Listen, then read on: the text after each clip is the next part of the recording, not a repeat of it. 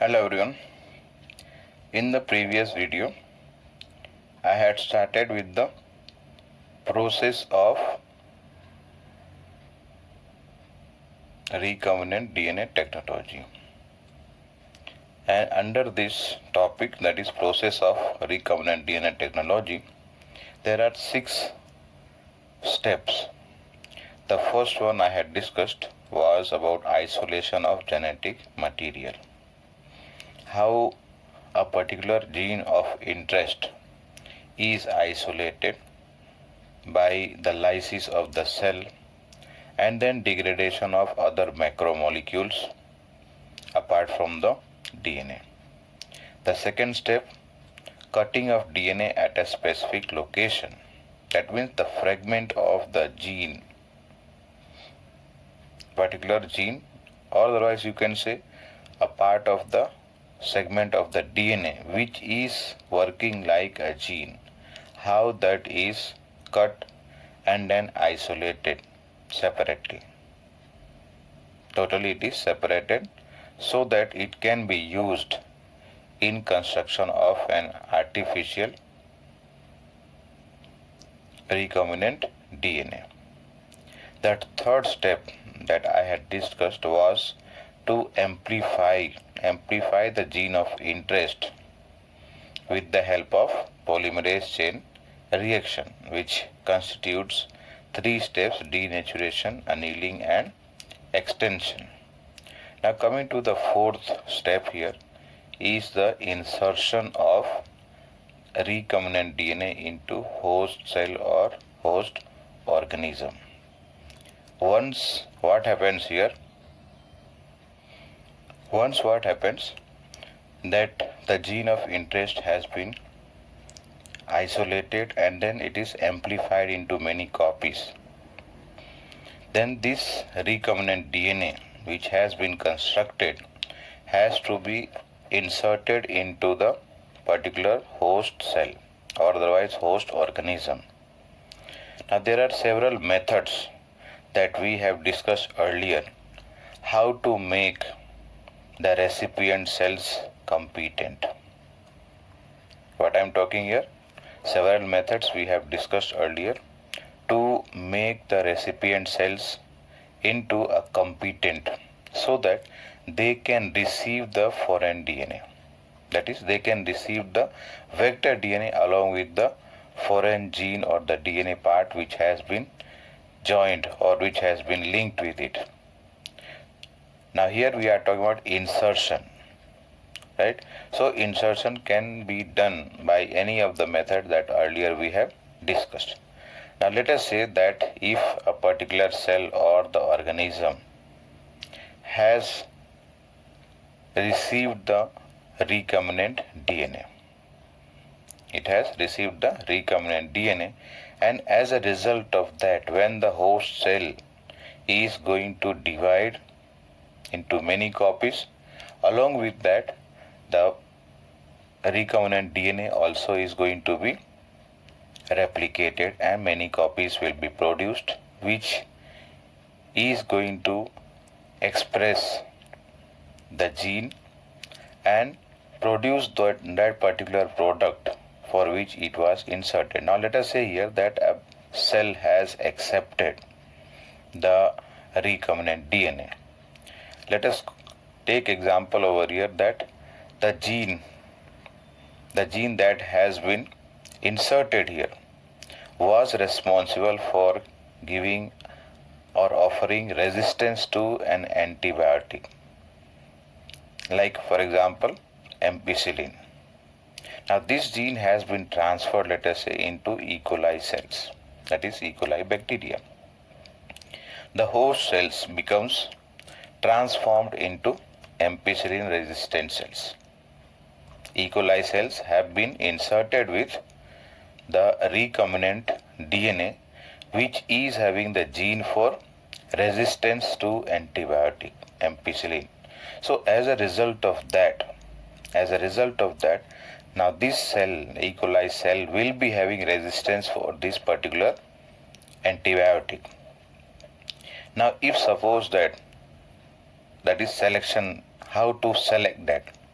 So if suppose that the bacteria has accepted, so when we are going to grow or when we are going to inoculate this bacteria with the gene for ampicillin antibiotic resistance. So that's why here, if the transformed cells are going to be plated means what I said, inoculation into the culture plate which is already having the ampicillin antibiotic mixed with it, along with the culture medium antibiotic, that is ampicillin antibiotic has been mixed. So that what happens, when these cells containing the gene for resistance to antibiotic is going to be grown here, what will happen here, only that bacteria or those cells which are having the resistance to antibiotic ampicillin will be able to grow, and all others which do not have this gene will not be able to grow. They are going to die. That means what? Who is going to grow? Transformant. Transformant, why we are calling? Because it has accepted, it has been transformed and carries the particular gene. And here we are talking specifically about the gene for ampicillin resistance. That is, the antibiotic resistance gene for ampicillin is present in this bacteria. And as a result of that, the transformants will grow, and those others which have not accepted, which has not become the transformant, which have not been transformed, they are going to die. And over here, because antibiotic resistance gene is acting here or helping in the selection of the transformant. So as a result of that, this gene for resistance to antibiotic ampicillin will be called as selectable marker. If you remember earlier, we have discussed about selectable marker. So here what happens, since this gene is helping, or that is helping here for selection of only the transformant, non-transformants will be dead, as I said earlier. But here transformants are going to live, and they are going to divide, increase their number, and along with that, the gene that has been inserted also is going to become, and that is going also to copy or otherwise replicate itself into many clones. And this gene is called as selectable marker. Which gene is that? Ampicillin resistant gene is acting over here as selectable marker. Because of it, what is happening here, selection or identification of only those bacteria is possible which have accepted, which has been transformed. Let's have a look on the figure. What happens here, the plasmid vector, the foreign gene, they are cut with the same restriction endonuclease, and then the foreign gene and the plasmid DNA, both of them are joined with the help of, or otherwise they are linked with the help of DNA ligase. Now this is the recombinant DNA. It has to be inserted. What I was talking here about insertion. So this recombinant DNA now has to be inserted so that this bacterial cell is going to become transformed. And now selection has to be done. What I said here, the bacteria is grown, or the bacterial cell has been plated onto a culture medium along with the antibiotic ampicillin. So as a result of that, only those bacterial cells are going to grow here which has been transformed, or which has received the resistant gene to the antibiotic ampicillin, and others will not be able to grow here. In this case, others will not be able to grow because they are not having the gene for resistance to antibiotic ampicillin. The next step is to obtain the foreign gene project. To obtain the foreign gene product here means the gene that has been inserted, its product has to be obtained. That means what? When the foreign gene or foreign DNA is inserted, what happens? And when these cells are going to divide, their number is going to increase. So along with that, the gene that has been inserted is also going to replicate itself, and it is going to produce many copies of it. That means cloning of that particular gene is going to take place. And you know, or you are aware that what is the ultimate aim? Why do we have to apply the technique of recombinant DNA technology or genetic engineering? Because we want to harvest one or the other product. And most of this, almost all the recombinant DNA technologies, the main aim is to produce a particular desirable protein.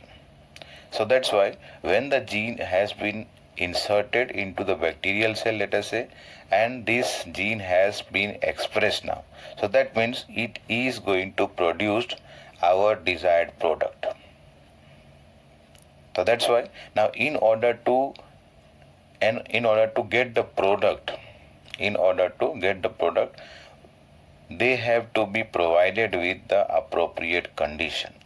I am talking over here about the growth conditions of the cells which has been transformed. And as a result of that, the expression of the foreign gene in the host cell is going to take place, and as a result of that, we are going to get our product which is being produced by the transformed cells. So that's why here, after the gene of interest is cloned, optimum conditions are made available to induce the expression of large target protein.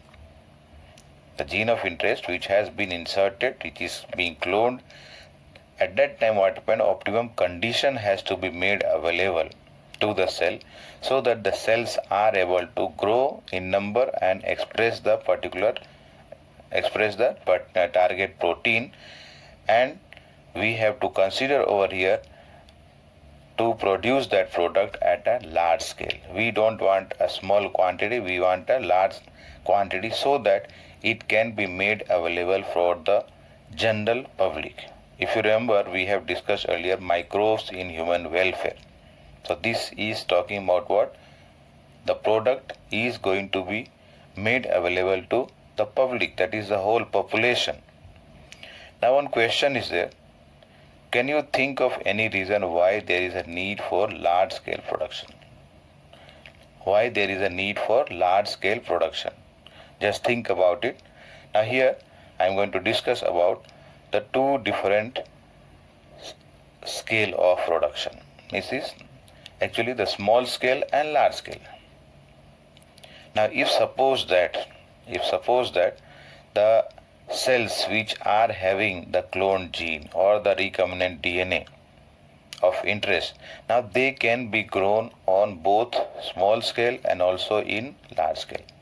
If we consider the small scale, it will be done, let us say, in the laboratory, in some lab, and the cultures which are going to be obtained, they will be used for extracting the desired product. Means they have produced, let us say, in a flask, 250 ml, 1 liter, whatever. So the product that is produced, or the protein that has been produced by these cells in a small quantity on a small scale, that can be purified by using separate or different separation techniques. But this small volume of culture, the small volume, what I said, 250 ml or 1 liter, this much volume of culture cannot yield appropriate or appreciable quantities of product. That will not be enough for use of the public, or otherwise use for the public. And as a result of that, it has to be produced at a large scale. so that large quantities are being produced and so that it becomes useful for a large population. And for this, there are different systems, and the system that is used over here is generally a continuous culture system. Continuous culture system means what? In this, the large tank like it is used here, and from one side fresh culture medium is added, and on the other side small amount of the used culture medium along with the bacterial cell and the product are slowly being removed from there. Let's have a look over here. This is a continuous flow culture here. From here what happens? Insertion, that is addition of fresh culture medium is done, and from the lower part it is removed, small amount is removed, and then it is used for purification purpose. And inside this chamber, what happens? The growth takes place, different conditions which are required here like pH balance, nutrients, okay, so many other requirements are there, they all are met over here, provided here, so that the cell, that is the transformed cells, can grow efficiently and produce the said product for which the gene was inserted. So let's say here once again, what happens here? For this large scale production, continuous culture system is used, where what happens? The used medium, मतलब जो already use हो चुका है, out from one side, means drained out. Used medium is drained out from one side, while the fresh medium is added from the other side to maintain cells at their physiologically most active log or exponential phase. This is the phase where the maximum growth, maximum division takes place, and the nutrient being added so that they do not go into lag or otherwise the stationary phase. It should be always dividing, the number should be increasing, and therefore what happens? Small amount of used medium is continuously being removed, and from the other side fresh medium is continuously added. Now this type of culture method, it produces a large biomass. It produces a larger biomass, which leads to higher yield of the desired protein,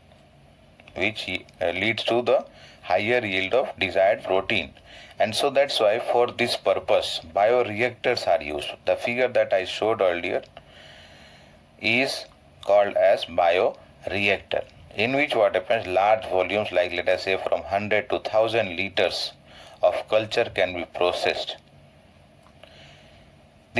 Now let us see the little bit the description or the detail about the bioreactors. Now bioreactor can be thought of as a vessel in which the raw materials are biologically converted into specific product. Means the raw material here is the nutrient which is provided for the growth and multiplication of the bacterial cell. So here that nutrient is being converted, it is being consumed first of all by the bacterial cell, and they are converting that into a specific product. Let us say individual any enzyme is there. By using any of the, either a plant is there or animal or any microbial organism is there. A bacteria, let us say, can be used, plant cell or animal cell can be used, which has been transformed. They are grown in bioreactor, so that what happens, whatever nutrient is provided, they are going to consume and then produce the particular protein and provide to us. Inside this bioreactor, different conditions, that is the optimum conditions are maintained. So that what happens, the desired product can be produced efficiently in large amount. And the conditions that are made available, optimum condition, that is optimum growth conditions provided here, is the control of temperature, 37, let us say 37 degrees Celsius, the pH either acidic or basic, based on the type of cell, substrate, that is having the nutrient, a carbon source, phosphorus, sulfur, nitrogen, all the nutrients are provided. Then some salts and vitamins also is provided, and then oxygen is provided, so that if they are, let us say, the bacteria that is being used here, if they are aerobic, oxygen will be provided here, so that they do not have to starve there, or they do not have to slow down because of unavailability of, slow down in what, division here, growth and division here, so that they don't have to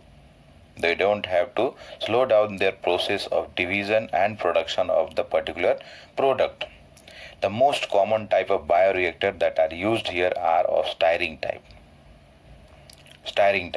Two different types of bioreactors are shown here, first one here and the second one. The first one over here is a simple stirrer tank bioreactor. The first figure shows what? The stirrer tank bioreactor, which is of a simple type. The second one over here, this is specifically named as sparged stirrer tank bioreactor. Sparged stirrer or stirred tank bioreactor, through which what happens, sterile air is being bubbled. Sterile air is being bubbled and sparged, so that what happens, the cells which are growing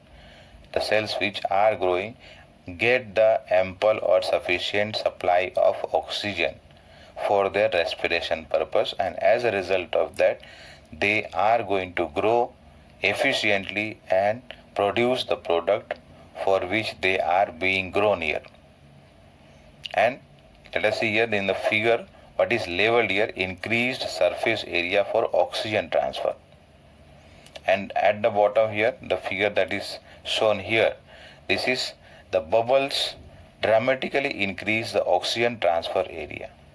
The bubbles of air it is being released from here, from the lower end, and you know this is gaseous, so it is going to slowly move towards the upper direction, and during that time whatever bacterial cells are there growing here, they are going to get the supply of oxygen for their continuous growth.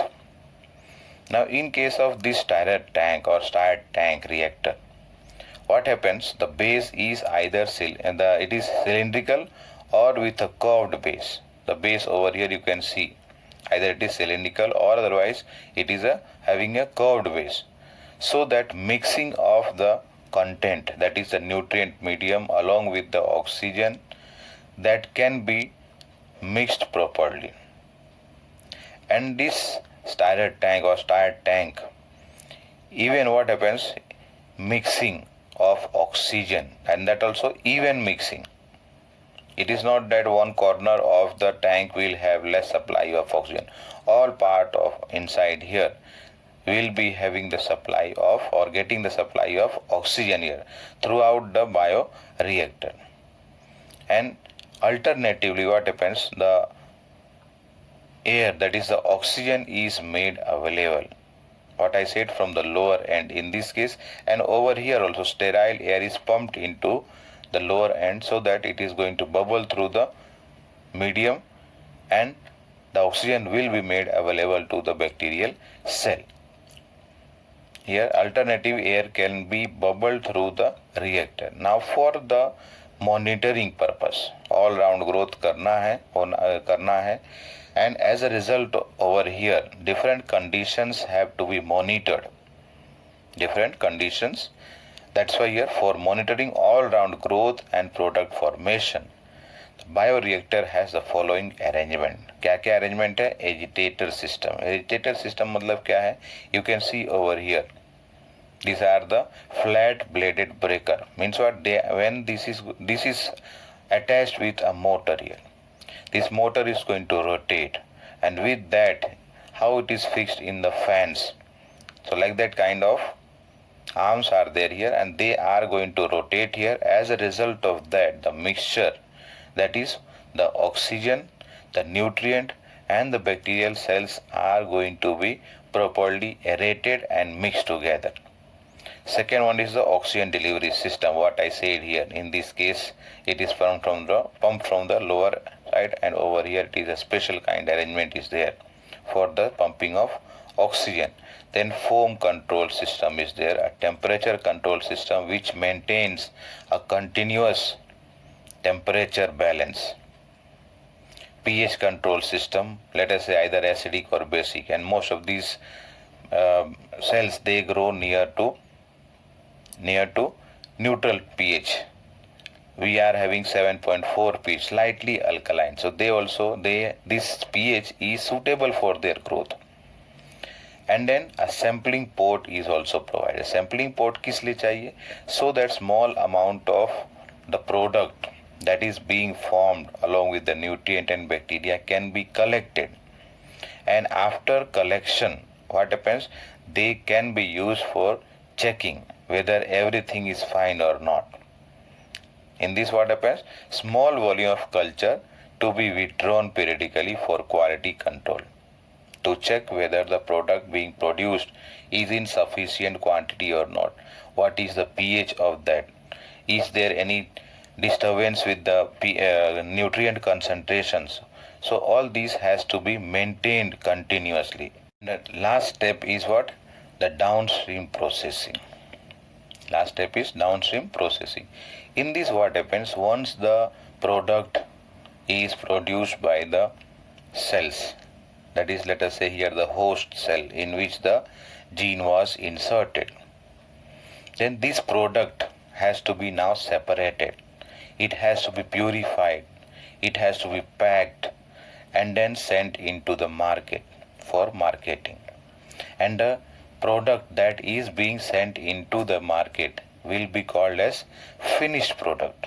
Will be called as finished product. So that means over here the process of downstream processing includes from separation to purification and then being sent into the market. All these steps combinedly is referred to as downstream processing. And here the product that has been isolated and purified, they are added with some suitable preservative so that it does not get spoiled.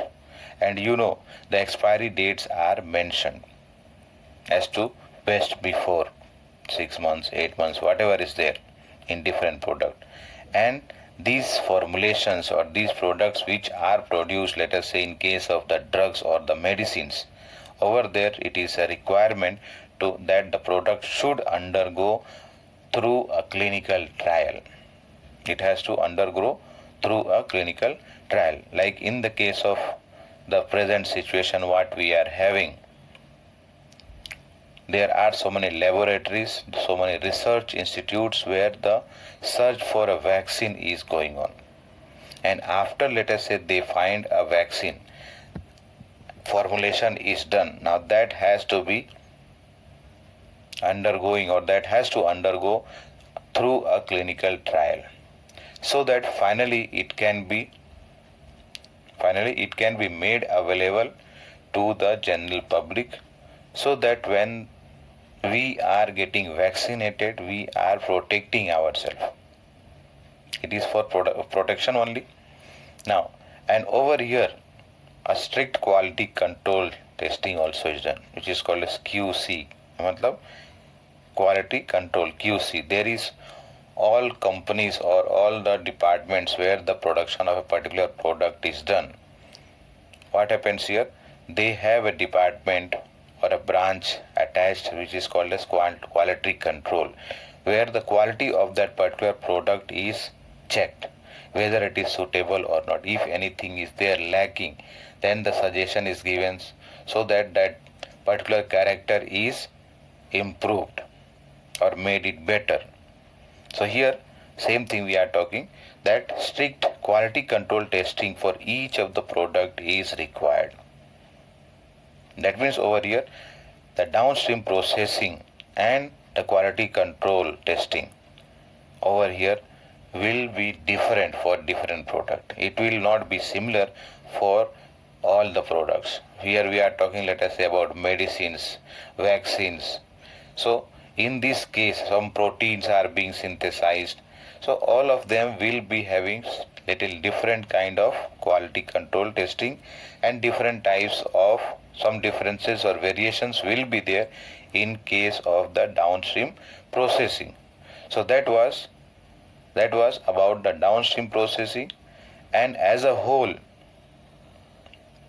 what? Process of recombinant DNA technology, in which 6 steps one by one I have discussed.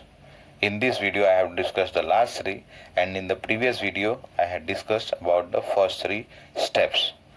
And with this chapter is complete. Thank you.